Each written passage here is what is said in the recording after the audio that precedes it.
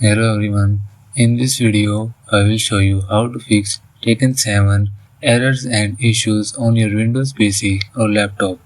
So to fix this issue, follow every step as I am showing in this video, and don't forget to subscribe this channel and press the bell icon for the latest upcoming videos. Hope so this will fix your problem.